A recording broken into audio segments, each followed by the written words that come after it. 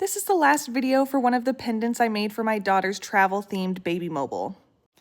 And this country is Switzerland. It has been a long time since I've been to Switzerland. I might have gone when I was like 14, I can't really remember, but I do remember that it was a magical, beautiful place. And looking back at photos, all I can think is how badly I want to go back. And a souvenir that I bought from here that I wish I still had was one of these iconic cowbells. So of course, I thought that I would make it myself, and I think this one is my favorite.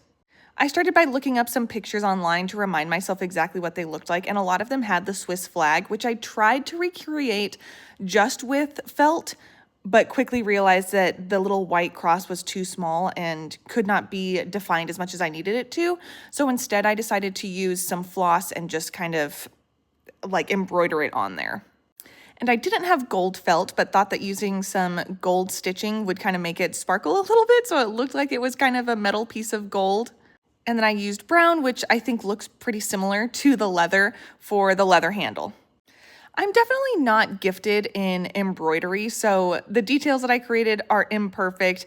This kind of looks like a little gingerbread man, but you have to, trust the process. The colors worked out in the end. And this is it so far at the halfway mark.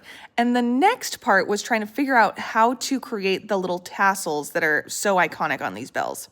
I ended up using this kind of thick thread that I got at Hobby Lobby, which I thought was embroidery floss, but oh my gosh, there's my pregnant belly. I thought it was embroidery floss, but did not embroider well because it was so fragile. And I ended up using the colors that I found most consistently on the cowbells online.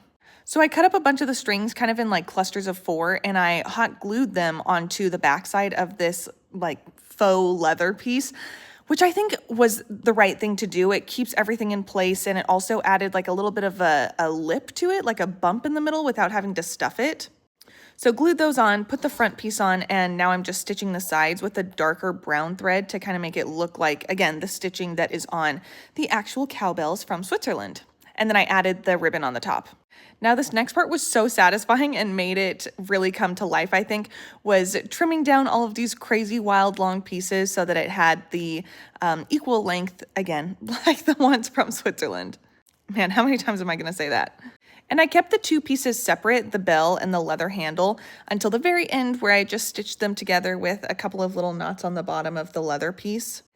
And I am just so proud of how this came out. This is definitely my favorite, which it should be because it took the longest. It was no easy task, but it was so worth it in the end. Subscribe if you want to see more art like this and watercolor and knitting.